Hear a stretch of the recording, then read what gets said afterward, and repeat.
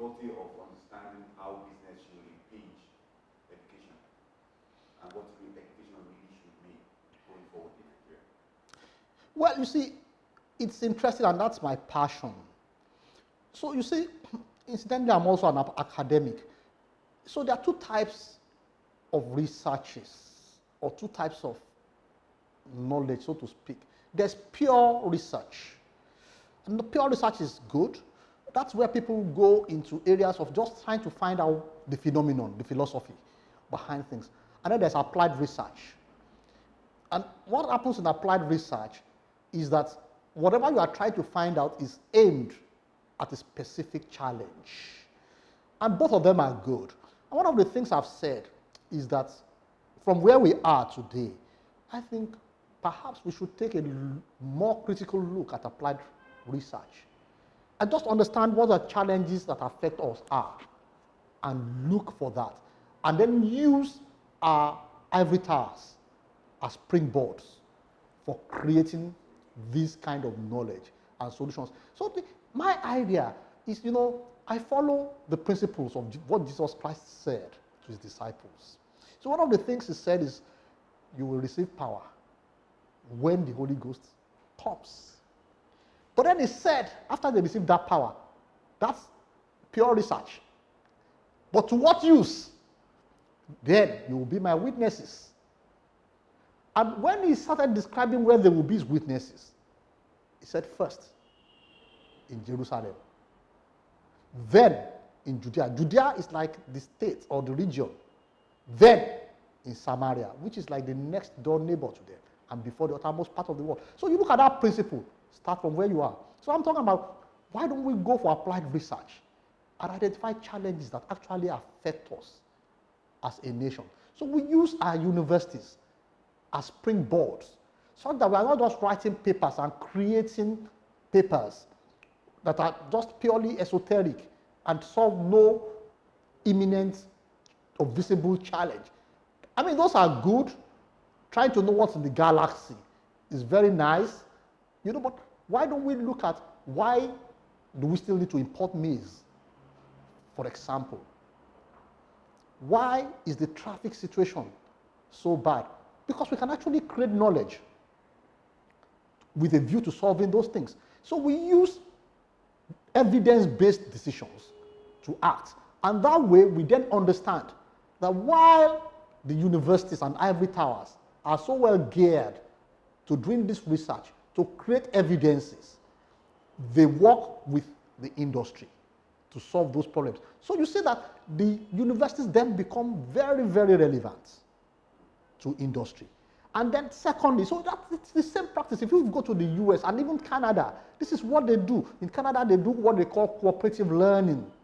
So what they do is that every student in the university will do internships. How do you think it's funded? Because the companies in industry have interests in the specific areas of research. And that's why those companies, because they make money, are able to fund and endow chairs. They're able to fund researches because those researches that they are funding has a direct impression and impact on what they produce. So they don't need to run many experiments in industry. Industry goes with a bull eye, they shoot once.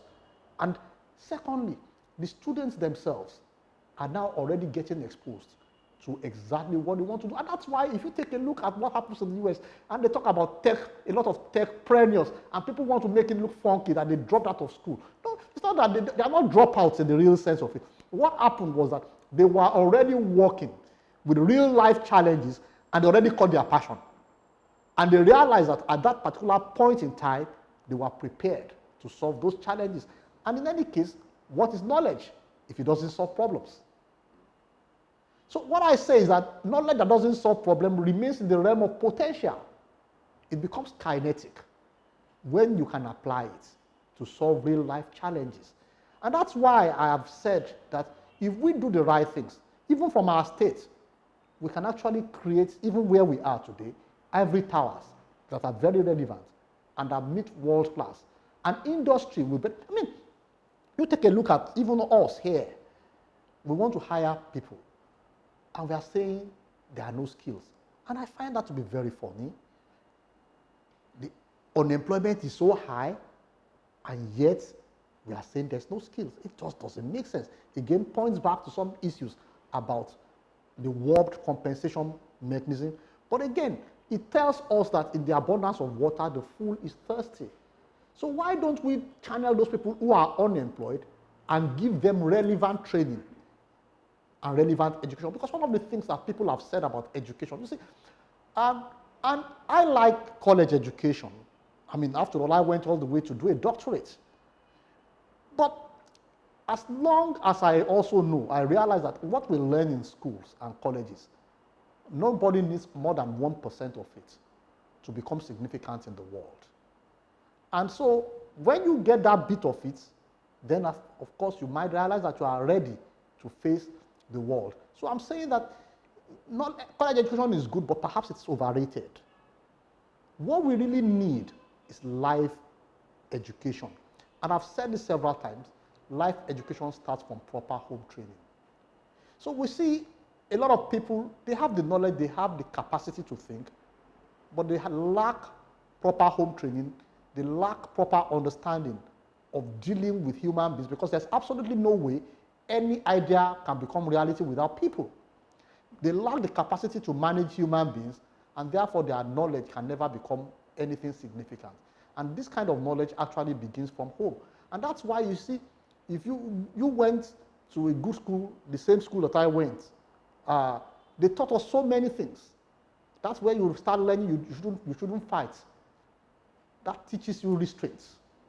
No matter how you are, because it's natural for animals, the animal instinct. Somebody does something, you want to hit back.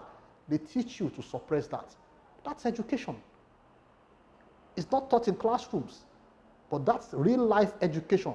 And it is kinetic. That is what makes you open to criticisms without hounding the party, even when you have power. And that helps you to become a proper person.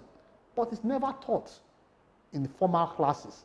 It is only taught because you happen to belong to the four walls of an academic community. And that's the kind of thing I talk about when I talk about town and gown.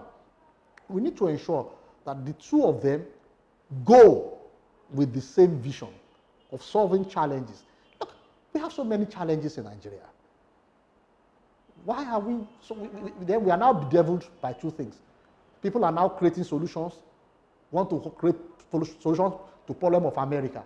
They have not solved the one in Nigeria. Unfortunately, what do we do as well? The problems we have in Nigeria, we then also bring people from outside of Nigeria to solve those problems. When we have people, I think it just doesn't make sense, in my opinion.